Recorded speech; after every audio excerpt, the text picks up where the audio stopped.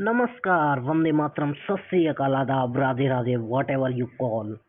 Welcome all to YouTube channel sure success by Sanjay Dikshit. इस channel से जुड़ने वाले सभी विद्यार्थियों एवं भावी शिक्षकों को सादर नमन एवं आपकी सफलता हेतु हार्दिक शुभकामनाएं। इसी के साथ अगर आपने चैनल को अभी तक सब्सक्राइब नहीं किया है तो अवश्य कर लें। आज मैं एक और नई वीडियो के साथ और महत्वपूर्ण सीरीज के साथ उपस्थित हुआ हूं, तो बिना देरी किए शुरू करते हैं। Question number 1। एक परिस्थिति में अर्जित ज्ञान का दूसरी परिस्थिति में उपयोग कहलाता है। सीखने की विधियां, सीखने में स्थानांतरण, सीखने में पठार, सीखने में रुचि।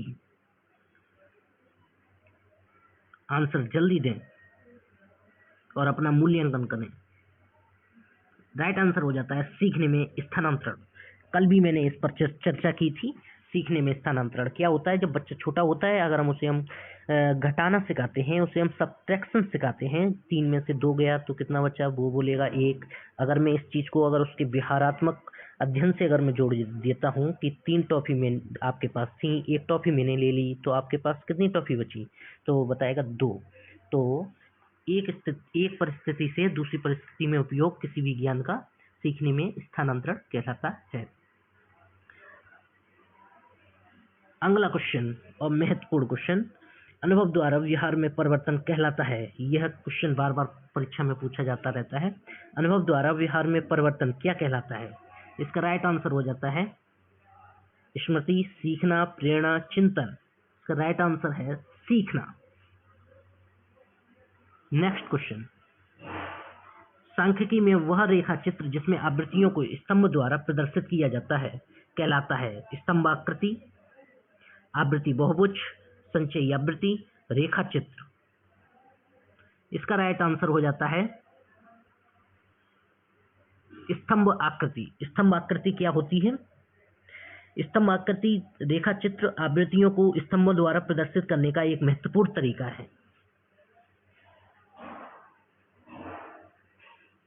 प्रश्न संख्या 4, विकास की किस अवस्था में बुद्धि का अधिकतम विकास होता है? बाल्यावस्था, शैशवावस्था, किशोरावस्था, प्रौढ़ावस्था। आप सभी जानते हैं शैशवावस्था में बालक की वृद्धि सबसे ज्यादा होती है। अगर हम बात करते हैं किशोरावस्था की, तो किशोरावस्था में सबसे ज्यादा उसका विकास होता है। उसकी बुद्धि का भी विकास होता है, उसमें परिपक्वता आती है और इसमें सबसे ज़्यादा संघर्ष होते हैं। तूफान की भी अवस्था कहा है, SSS थ्योरी दी है स्टैनली हॉल ने। संघर्ष एवं तूफान की अवस्था किशोरावस्था को ही कहा है। तो इसका राइट आंसर हो जाता है किशोरावस्था। अगले प्रश्न की ओर और महत्वपूर्ण प्रश्न की ओर। शिशु का अधिकांश व्यवहार आधारित होता है मूल प्रवृत्ति पर, नैतिकता पर, वास्तविकता पर या ध्यान पर। इसका राइट आंसर हो जाता है मूल प्रवृत्ति पर। मूल प्रवृत्ति पर। मूल प्रवृत्ति क्या होती है? उसका जो मूल स्वभाव है उस पर शिशु का अधिकांश व्यवहार आधारित होता है। अब चलते हैं नेक्स्ट प्रश्न की ओर। अंतर्दृष्टि सूझ द्वारा सीखने के सिद्धांत में कोहलन ने प्रयोग किया था। कुत्ते पर, वनमानुषों पर, बिल्ली पर, चूहों पर। इसका राइट आंसर हो जाता है वनमानुषों पर। कोहलन ने चिंपैंजी पर एक प्रयोग किया था जिसे सूझ का सिद्धांत या अंतर्दृष्टि का भी सिद्धांत बोला गया है। अंतर्दृष्टि क्या होती है जानते होंगे शायद आप। अंतर्दृष्टि वो होती है, जैसे हम बोलते हैं जब कभी ये हमारे परिवार में डिस्कशन होता है और किसी भी परिस्थिति या किसी भी समस्या को लेकर के वो डिस्कशन चलता रहता है और अचानक तुम कहते हो पापा आइडिया, तो वो होता है आपका अंतर्दृष्टि, जो आपके अंदर से उत्पन्न होता है किसी भी ये समस्या का हल। तो इन्होंने ऐसी ही परिस्थितियों को वनमानुषों के सामने रखा, चिंपैंजी के सामने रखा और अचानक उसे आइडिया आता है कि टेबल पर चढ़ के हम केले को ले सकते हैं। तो उसी प्रकार इसी वजह से इसे सूझ का सिद्धांत कहते हैं। नेक्स्ट क्वेश्चन की ओर चलते हैं। यह आवश्यक नहीं कि उच्च बुद्धि लब्धि वाले बच्चे भी उच्च बुद्धि लब्धि वाले बच्चे में भी उच्च होंगे। जरूरी ये नहीं होता है कि उच्च बुद्धि लब्धि है और किसी भी बच्चे की तो वो और भी चीज़ों में उच्च होंगे। किसमें? सृजनशीलता में, अध्ययन में, विश्लेषण करने में या अच्छे अंक प्राप्त करने में। ध्यान रहे, ऐसे प्रश्नों को सॉल्व करने से पहले हमें याद रखना चाहिए कि जैसे इसमें अगर नहीं दे रखा है तो नहीं पे पहले हम टिक कर लेंगे, जिससे कि हमें प्रश्न को हल करने में बहुत ही आसानी रहेगी और सही विकल्प हम ढूंढ पाएंगे। इसका राइट आंसर हो जाता है सृजनशीलता में। ऐसा नहीं होता है कि किसी की अगर उच्च बुद्धि लब्धि है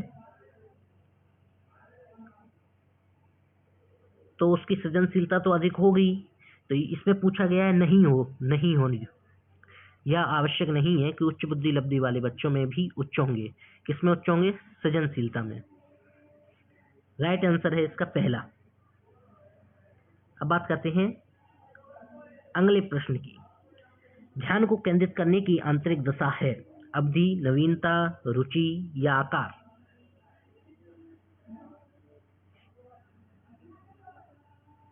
इसका राइट आंसर हो जाता है रुचि। जब आपकी किसी चीज के प्रति रुचि होती है तो आप उसी में ही ध्यान अधिक देते हैं। जैसे आपको गाना गाना अच्छा लगता है तो आप YouTube पर कहीं ना कहीं सॉन्ग सर्च करेंगे। तो उसी प्रकार से है ध्यान को केंद्रित करने की आंतरिक दशा क्या है? रुचि। पहले हम बच्चों की रुचि पैदा करते हैं, बच्चों में पढ़ने के लिए उन्हें जागरूक करते हैं। उसके बाद उनका ध्यान आकर्षित हम श्याम पट्ट की ओर करते हैं या ब्लैक बोर्ड या व्हाइट बोर्ड की ओर करते हैं, तभी वो उसमें इंटरेस्ट लेते हैं। इसका राइट आंसर हो जाता है थर्ड, रुचि। नेक्स्ट क्वेश्चन की ओर। निम्न में से किस विधि का उपयोग स्मृति के मापन के लिए नहीं किया जाता है? प्रत्यावन विधि, तार्किक विधि, पहचान विधि, पुनः सीखना विधि। स्मृति के मापन के लिए नहीं किया जाता है। ध्यान रहे, इसमें दे रखा है नहीं किया जाता है।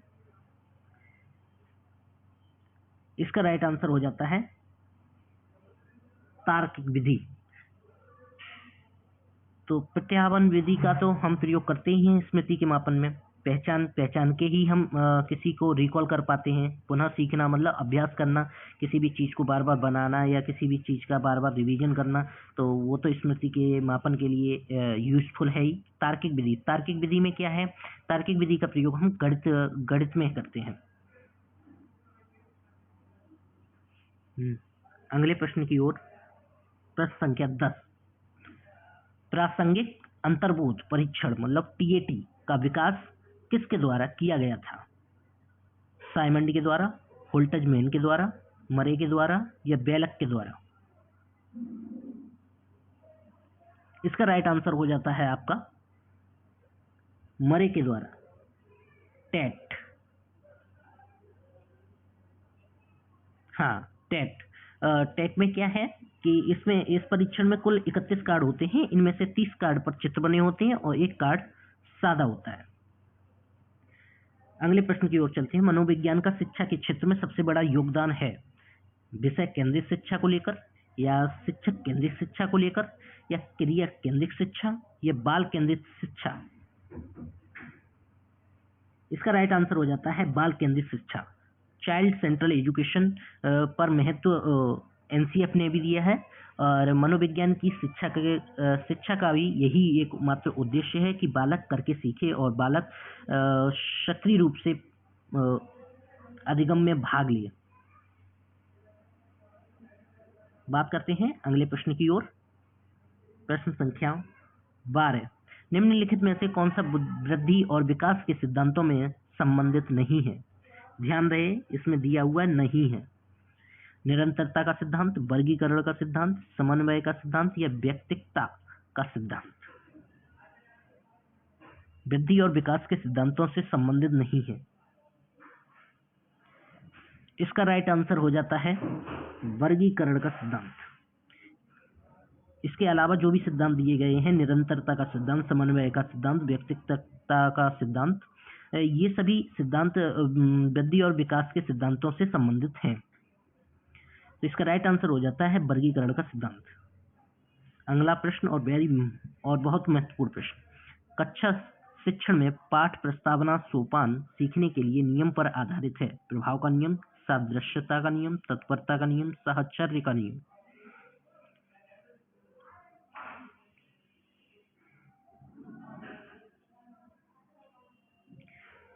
इसका राइट आंसर हो जाता है तत्परता का नियम।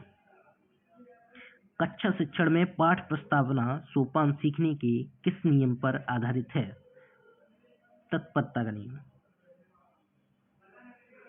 तत्परता का नियम दिया किसने था? आप सभी हमें ये कमेंट में करके बताएंगे। चलते हैं अगले प्रश्न की ओर। प्रश्न संख्या 14। संप्रत्यय निर्माण का प्रथम सोपान है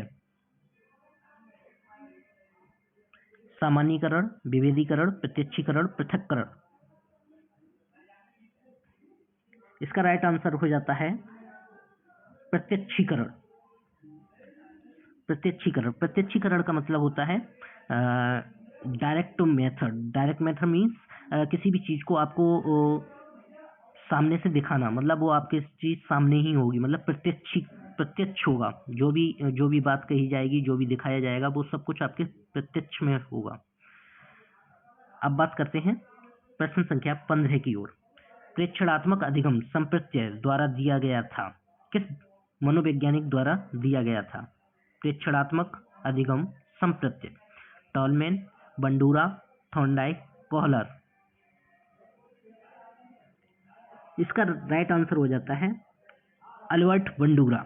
अल्बर्ट बंडूरा का सिद्धांत है आदर्शवाद का सिद्धांत। इसे ही हम सामाजिक अधिगम का भी सिद्धांत बोलते हैं। इसे ही प्रेक्षणात्मक अधिगम संप्रत्यय। प्रेक्षणात्मक का मतलब होता है प्रोजेक्शनल मेथड। अब बात करते हैं अगले प्रश्न की ओर, और वह बहुत ही महत्वपूर्ण प्रश्न।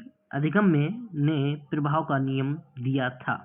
अधिगम में किस मनोवैज्ञानिक ने प्रभाव का नियम दिया था? ऑप्शन है पावलोव ने, स्किनर ने, वाटसन ने, थॉर्नडाइक ने। यह प्रश्न बहुत ही महत्वपूर्ण है आपकी टेट के लिए, क्योंकि यह बार बार प्रश्न पूछा जाता रहता है। आपको पता होगा कि पावलोव ने किसका नियम दिया था? पावलोव ने आपका नियम दिया CR theory, conditional response theory उन्होंने दी थी। नेक्स्ट है स्किनर। स्किनर ने किसका सिद्धांत दिया था? क्रिया प्रसूत का सिद्धांत। वाटसन व्यवहारवाद के जनक हैं, और इसका राइट आंसर हो जाता है थॉर्नडाइक। थॉर्नडाइक ने 3 नियम दिए हैं: तत्परता का नियम, अभ्यास का नियम और प्रभाव का नियम। अब बात करते हैं प्रश्न संख्या 17 और वेरी इंपोर्टेंट प्रश्न के बारे में। अवधान के आंतरिक अथवा व्यक्तिनिष्ठ निर्धारक हैं रुचि, लक्ष्य, आवृत्ति, उद्दीपक, वस्तु, प्रविधि, प्रकाश, ध्वनि, गंध, पुरस्कार, दंड, प्रोत्साहन। इसका राइट आंसर हो जाता है रुचि, लक्ष्य, आवृत्ति। अब बात करते हैं अगले प्रश्न की। प्रश्न संख्या 18। बाल मनोविज्ञान का क्षेत्र है केवल शैशवावस्था की विशेषताओं का अध्ययन, केवल गर्भावस्था की विशेषताओं का अध्ययन, केवल बाल्यावस्था की विशेषताओं का अध्ययन, या गर्भावस्था से किशोरावस्था की विशेषताओं का अध्ययन। ध्यान रहे कि ऐसे कभी भी अगर आपको विकल्प अगर देखने को मिलते हैं तो इसमें केवल जिन विकल्प में केवल लिख करके आता है मोस्टली वो गलत होते हैं। तो यह एक ट्रिक है। जरूरी नहीं है कि ये सभी में सही होगी, लेकिन जिनमें केवल लिख करके आता है वो विकल्प गलत होते हैं। इसका राइट आंसर हो जाता है गर्भावस्था से किशोरावस्था की विशेषताओं का अध्ययन, विकल्प नंबर 4। अब बात करते हैं अगले प्रश्न के बारे में। प्रश्न संख्या 19। वह अवस्था जो कि माता के 21वें गुणसूत्र जोड़े के अलग न हो पाने के कारण होती है कहलाती है Down syndrome, Klinefelter syndrome, Turner syndrome, Wilson syndrome. इसका राइट आंसर हो जाता है आपका डाउन सिंड्रोम। यह एक प्रकार की बीमारी होती है जिसमें 21वां जो गुणसूत्र 21 में जो गुणसूत्र के जो जोड़े होते हैं वो अलग नहीं हो पाते हैं, जिसके कारण ये होती है। अब बात करते हैं अगले प्रश्न की बारे में। प्रश्न संख्या 20, कॉलबर्ग के अनुसार किस अवस्था में नैतिकता बाह्य कारकों द्वारा निर्धारित होती है? पूर्व पारंपरिक अवस्था, पश्चात पारंपरिक अवस्था या इनमें से कोई नहीं? इसका राइट आंसर हो जाता है पूर्व पारंपरिक अवस्था।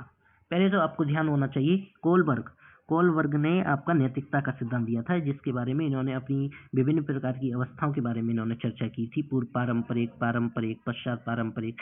तो जिनके बारे में अगर हम व्याख्यात्मक रूप से बाद में पढ़ेंगे। अब बात करते हैं अगले प्रश्न की ओर। प्रश्न संख्या 21, निम्नलिखित में से कौन सा एक सही क्रम है? अंडाणु, शुक्राणु, ब्लास्टोसिस्ट, युग्मनज। ब्लास्टोसिस्ट, अंडाणु, शुक्राणु, युग्मनज, ब्लास्टोसिस्ट, युग्मनज, अंडाणु, शुक्राणु। और फोर्थ ऑप्शन है आपका अंडाणु, शुक्राणु, युग्मनज, ब्लास्टोसिस्ट। इसका राइट आंसर हो जाता है चौथा ऑप्शन आपका बिल्कुल सही है, फोर्थ विकल्प आपका बिल्कुल सही है, अंडाणु, शुक्राणु, युग्मनज, ब्लास्टोसिस्ट। इसमें क्या है कि जब हम निषेचन होता है, निषेचन नाम की जो क्रिया होती है, उसमें क्या होता है, अंडाणु और शुक्राणु मिलते हैं जिससे कि एक युग्मनज का निर्माण होता है और यह क्रिया आपकी ब्लास्टोसिस्ट कहलाती है। तो आपका प्रश्न संख्या 21 का सही उत्तर हो जाता है चौथा विकल्प। अब बात करते हैं प्रश्न संख्या 22 की। अंतर्मुखी, बहिर्मुखी तथा उभयमुखी व्यक्तित्व का वर्गीकरण किसके द्वारा दिया गया था? क्रेचनर, युंग, सेल्डन, स्प्रेचर। इसका राइट आंसर हो जाता है युंग। युंग ने व्यक्तित्व का वर्गीकरण किया था, जिसमें उन्होंने 3 प्रकार का व्यक्तित्व बताया था, अंतर्मुखी वाले व्यक्तित्व और बहिर्मुखी और उभयमुखी। अंतर्मुखी में क्या होता है, कुछ लोग इस प्रकार के होते हैं जो अपने मन ही मन में कुछ सोचते विचारते रहते हैं। इसके अंतर्गत आते हैं आपके कवि, जो लोग चिंतन करते हैं, अपने मन में ही सोचते विचारते रहते हैं, लेखक आते हैं इसके अंतर्गत। बहिर्मुखी में वो सभी व्यक्तित्व आते हैं जो ज़्यादा इंटरेक्शन पसंद करते हैं, जो लोगों के साथ बातचीत करना ज़्यादा पसंद करते हैं, जो समाज में अपना वर्चस्व चाहते हैं। इसके अंतर्गत नेता वगैरह आते हैं। और उभयमुखी में सभी आ जाते हैं, जैसे टीचर भी आते हैं, शिक्षक भी उभयमुखी में ही आते हैं। तो इसका राइट आंसर होता है दूसरा, युंग। अब प्रश्न संख्या 23, उदाहरण, निरीक्षण, विश्लेषण, वर्गीकरण, नियमीकरण निम्नलिखित में से किस विधि के सोपान है? निगमन विधि, आगमन विधि, अंतर्देशन विधि, बहिर्दर्शन विधि। इसका राइट आंसर हो जाता है आगमन विधि। इसके साथ ही आपको मैं बता दूं आगमन विधि क्या होती है। आगमन विधि में क्या होता है, उदाहरण से नियम की ओर जाया जाता है। आगमन और निगमन, ये 2 ऐसी विधियां हैं जो परीक्षा में सबसे ज्यादा पूछी जाती हैं। आगमन विधि होती है उदाहरण से नियम की ओर, जबकि निगमन विधि आगमन विधि की जस्ट विपरीत होती है, जिसमें हम नियम से उदाहरण की ओर चलते हैं। जैसे कोई भी सबसे पहले हम कोई भी गणित में हम प्रमेय बता देते हैं कि अर्धवृत्त में बना कोण समकोण होता है, उसके बाद हम उसके उदाहरण देते हैं और उस बच्चे को बना करके दिखाते हैं कि ये भी समकोण होगा, और अर्धवृत्त में अगर हम इस तरीके से अगर हम कोण को बनाएंगे तो भी समकोण होगा, तो उसके उदाहरण देना प्रारंभ कर देते हैं। ये आपकी निगमन विधि है। और आगमन विधि में हम पहले उदाहरण देते हैं, उसके बाद हम उसका एक नियम बना देते हैं। अब बात करते हैं नेक्स्ट क्वेश्चन की। प्रश्न 24, फ्राइड के अनुसार हमारे मूल्यों का आंतरिकीकरण किस में होता है? तो इदम, अहम, पराहम, परिस्थितियों। सबसे पहले हम इसका राइट आंसर जान लेते हैं। इसका राइट आंसर होता है आपका पराअहम। पराअहम मतलब सुपर ईगो, अहम मतलब ईगो, इदम को हम इड भी बोलते हैं, ठीक है। फ्राइड। फ्राइड के बारे में सबसे पहले जानते हैं कि फ्राइड को मनोविश्लेषणात्मक सिद्धांतों का जनक कहा जाता है। और फ्राइड का पूरा नाम है सिगमंड फ्राइड। सिगमंड फ्राइड ने मनोविज्ञान में महत्वपूर्ण योगदान दिया। इन्होंने मनोविश्लेषणात्मक थ्योरी दी थी, तो जिसमें इन्होंने ये 3 स्टेप बताए थे, इदम, अहम, पराहम, इस तरीके से।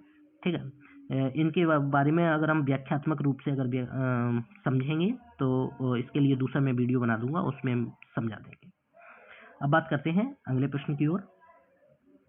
प्रश्न संख्या 25। बिहारवादी ने कहा है कि मुझे नवजात शिशु दे दो, मैं उसे डॉक्टर, वकील, चोर या जो चाहूं वो बना सकता हूं। ये किस बिहारवादी मनोवैज्ञानिक ने कहा है? Freeman, Newman, Watson, Holzinger. इसका राइट आंसर हो जाता है वाटसन। वाटसन के बारे में कुछ जान लेते हैं महत्वपूर्ण तथ्य जो कि परीक्षा से संबंधित हैं और बार बार परीक्षाओं में पूछे जाते हैं। वाटसन को ही व्यवहारवाद का जनक कहा जाता है और वाटसन व्यवहारवाद से संबंधित है। और वाटसन का यह सबसे महत्वपूर्ण कथन है कि मुझे नवजात शिशु दे दो, मैं उसे डॉक्टर, वकील, चोर या जो चाहूं वो बना सकता हूं। अब बात करते हैं अगले प्रश्न की। प्रश्न संख्या 26। ध्यान आकर्षित होने में किसकी प्रमुख भूमिका होती है? उद्दीपन की तीव्रता, उद्दीपन की उपादेयता, उद्दीपन की विश्वसनीयता, उद्दीपन की सक्रियता। इसका राइट आंसर हो जाता है उद्दीपन की तीव्रता। अगर उद्दीपन की तीव्रता होगी तो उद्दीपन में की विश्वसनीयता अपने आप जागृत हो जाएगी और उसकी सक्रियता अपने आप होगी क्योंकि वो तीव्र ही है। ठीक है, अब तो वो अपने आप ही ध्यान आकर्षित होगा। ठीक है, अब बात करते हैं उद्दीपन की तीव्रता का मतलब इससे है, जैसे कभी कभी टीचर आता है क्लास में और बच्चे शांत नहीं हो रहे होते हैं, तो जब शिक्षक पढ़ाना चालू करता है तो अपने पढ़ाने के माध्यम को थोड़ा तीव्र कर ले तो बच्चे अपने आप ही आकर्षित होंगे क्योंकि उनका सिलेबस निकला जा रहा है या उनका पाठ्यक्रम जल्दी जल्दी हो रहा है, तो वो अपने आप ही चुप होने का प्रयास करेंगे, मतलब ध्यान को आकर्षित करेंगे। ठीक है, तो उसी से ही ये संबंधित है। अब बात करते हैं प्रश्न संख्या 27 की। प्रश्न संख्या 27 है, छात्रों में रुचि उत्पन्न करने की कला क्या कहलाती है? छात्रों में रुचि उत्पन्न करने की कला क्या कहलाती है? शिक्षण, सहानुभूति, समष्टि या प्रेरणा? इस प्रश्न पर हमने पिछली वाली क्लास में भी चर्चा की थी। छात्रों में रुचि उत्पन्न करने की कला, इसका राइट आंसर हो जाता है प्रेरणा। प्रेरणा से ही बच्चे के अंदर हम रुचि को पैदा करते हैं। अब बात करते हैं प्रश्न संख्या 28 की। फ्राइड के अनुसार कौन सा कथन सही है? ग्रहण किए या सीखे हुए तथ्यों को धारण करने या पुनः स्मरण करने की असफलता को विस्मरण कहते हैं। विस्मरण का अर्थ है किसी समय प्रयत्न करने पर भी किसी पूर्व अनुभव का स्मरण करने या पहले सीखी हुई किसी क्रिया को करने की असफलता को विस्मृति कहते हैं। या विस्मरण वह प्रवृत्ति है जिसके द्वारा दुखद अनुभवों को स्मृति से अलग कर दिया जाता है या उपरोक्त में से कोई नहीं। तो इसमें से आपको फ्राइड का स्टेटमेंट बताना है। फ्राइड ने कौन सा स्टेटमेंट दिया था?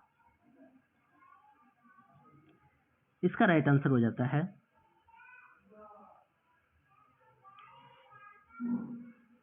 ऑप्शन 3। विस्मरण वह प्रवृत्ति है जिसके द्वारा दुखद अनुभवों को स्मृति से अलग कर दिया जाता है। क्या होता है कि हमारी जो रोजमर्रा का जो जीवन होता है, जो हमारी डेली लाइफ होती है, उसमें हम क्या करते हैं, विस्मृति वह प्रवृत्ति है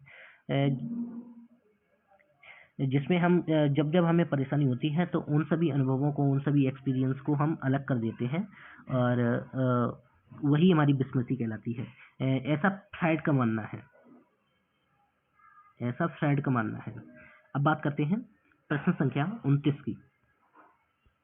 29 क्या है? SOR किसके द्वारा प्रस्तावित किया गया? SOR का मतलब है stimulus, organism, response. Stimulus means उद्दीपक, ऑर्गेनिज्म मीन्स जीव, और आर मीन्स रेस्पॉन्स मीन्स अनुक्रिया या प्रतिक्रिया। तो यह सिद्धांत किसके द्वारा प्रतिपादित किया गया? वाटसन, कोपका, कोलर, गेस्टाल्ट वाल्दी मनोवैज्ञानिकों ने। इसका राइट आंसर आपको बताना है। इसका राइट आंसर हो जाता है वाटसन। वाटसन ने एसओआर थ्योरी दी थी। इसी के साथ हम कुछ और भी थ्योरी पर चर्चा कर लेते हैं। आपकी जानकारी के लिए बता दूं, हम बात करते हैं एसआर थ्योरी के बारे में। एस आर, तो एसआर थ्योरी आपको किसने दी थी?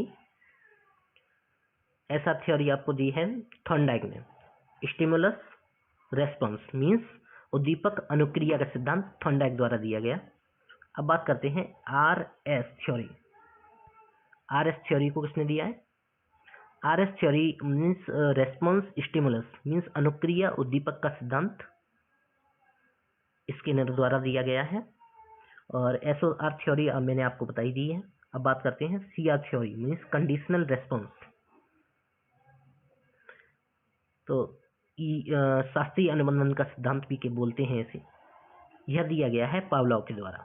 इस प्रकार से ये प्रश्न आपके परीक्षाओं के लिए बेहद महत्वपूर्ण है और पूछे भी जाते हैं। अंतिम और बहुत ही महत्वपूर्ण प्रश्न पर चर्चा करते हैं। वह मापनी जिसमें अंतराल मापनी के समस्त गुण के साथ परम शून्य भी हो सकता है कहलाती है नामित मापनी, क्रम सूचक मापनी, अंतराल मापनी या अनुपात मापनी।